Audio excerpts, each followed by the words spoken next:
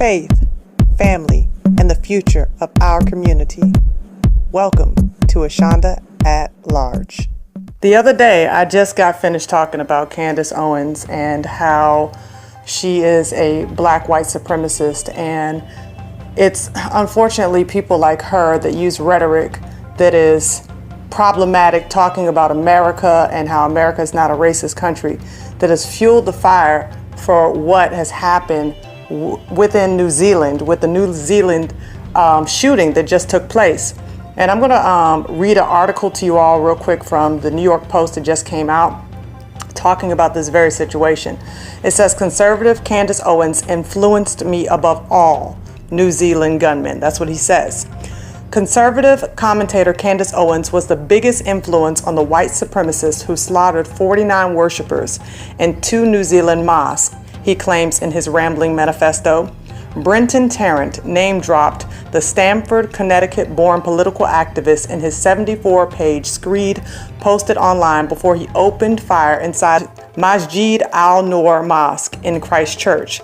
Yes, the person that has influenced me above all was Candace Owens. Tarrant wrote in an answer to the question, is there a particular person that radicalized you the most? Each time she spoke, I was stunned by her insights, and her own views helped push me further and further into the belief of violence over meekness. He continued, though I will have to disavow some of her beliefs, the extreme actions she calls for me are too much, even for my taste. Owens responded in a series of tweets. Lol, fact. I've never created any content espousing my views on the Second Amendment or Islam.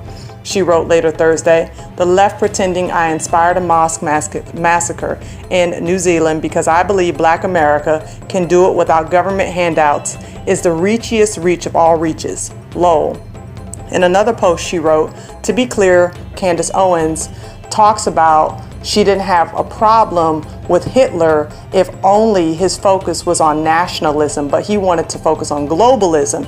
So that was her issue with him. Not his hatred, not his killing and slaughtering of the Ashkenazis. Now, I'm not going to get into how many of them were supposedly killed, but the fact of the matter is that Hitler's actions in her mind were only evil because he had global intentions. We played the Candace is anti-rape victims game. If the media attempts this Candace inspired me a mosque shooting in New Zealand bit, they better all lawyer the F up. I will go full Covington Catholic lawsuit. Try me. Owens, who is black, came under fire earlier this month for saying racism didn't exist in America. See what I told y'all? After she and her family once received a $37,500 settlement from the Stanford Board of Education.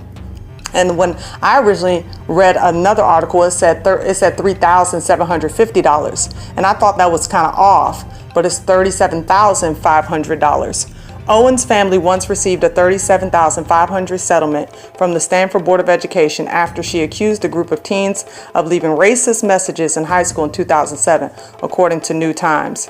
Now, I just wanted to touch on this lightly because it's so funny. I put this out there maybe about not even 2 or 3 days ago about how Candace Owens was a white supremacist in black skin. And this is the danger. This is why I said in an earlier post that those who have black skin and are white supremacists are more dangerous than the actual white supremacists because you can't even recognize them based off of the color of their skin. And I talked about her selling her soul for pride and for fame. It's wrong because you don't have to just say, okay, devil, I'll worship you to sell your soul. When you sell your morals, when you sell your people out, when you sell a lie and try to convince your people that it's the truth, oh, if we follow the system of the Republican Party and white supremacy, that somehow we're going to get free from our slavery.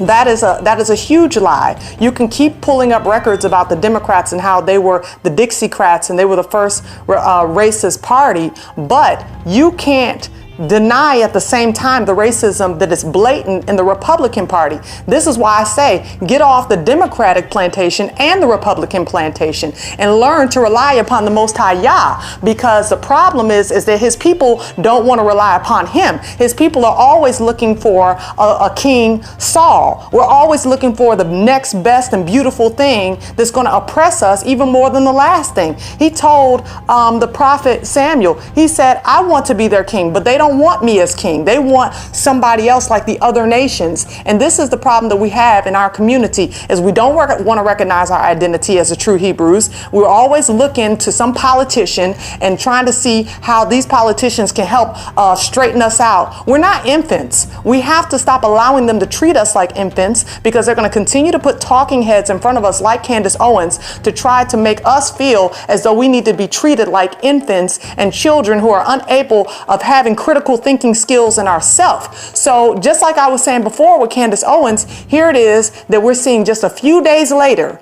a massacre in New Zealand at the hand of a outspoken white supremacist who says that she was the one who inspired him. And she's saying, well, I didn't talk anything about the Second Amendment, so how can you try to use that against me?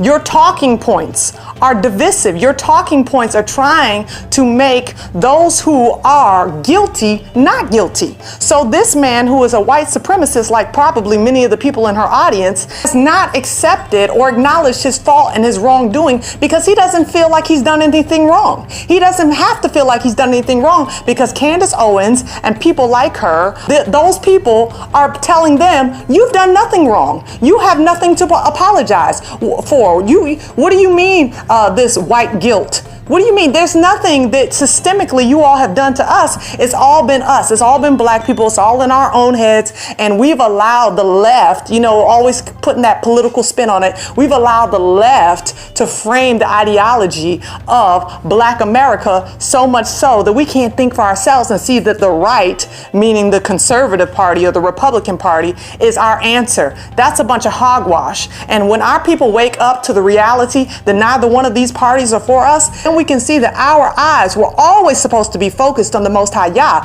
He said that he is our Redeemer. Yahushua HaMashiach is the Lion of the tribe of Judah. And you need to understand that you are of the kingdom of Judah. You came out of Negro land in West Africa, went through the transatlantic slave trade, landed in Virginia in 1619 as recorded through the slave record. Then you were enslaved. Your ancestors were enslaved.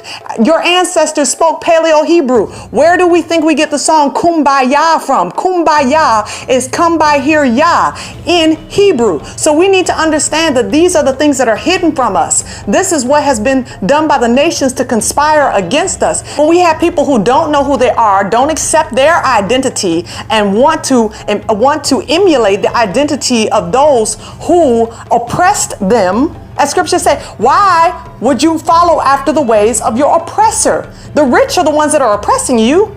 This is what Yahusha talked about when he said, listen, don't allow the rich person to have the front seat and the poor person to have the back seat, because you don't realize that you're giving preference to the very people that oppress you. Don't do that. That's what the hypocrites do. So what we have to understand is that this system is designed to make not white people who understand that they're white, but they don't have a right to hate anybody. But I'm talking about those who walk in the spirit of white supremacy. Those who walk in the spirit of white supremacy are the ones that are being fueled by the rhetoric of people like Candace Owens to think I have nothing to be ashamed of. I have nothing to repent of. In fact, I can take out my vitriol and my anger on another people group because I feel like they're taking over my country. So I'm going to go and I'm going to shoot them. This is not the language of someone who follows the Most High Yah. And even she said, I will sue the F out of you.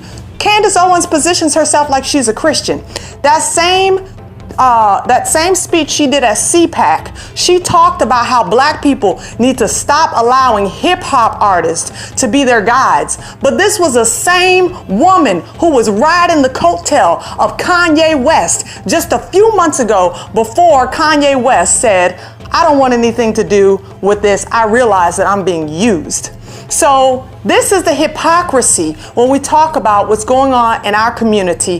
This has to be pinpointed, called out. And I decided to go ahead and address this because I thought the timing is so interesting. How just a few days ago I posted about her white supremacy and showed these high schoolers talking about putting so-called NIGGERs, the black community, the true Hebrews, in concentration camps. At the same time, she's talking about how racism doesn't exist in America. So I pray that Candace Owens does some real soul searching. She really, really does. Rather than being defensive and deflecting, I pray that she does some soul searching and realizes that she has not aided for her people like she thinks she has. She's actually fueled and inflamed the rhetoric and the actions of the white supremacists who need to be held accountable for their supremacist actions, and the demons need to be cast out of those people.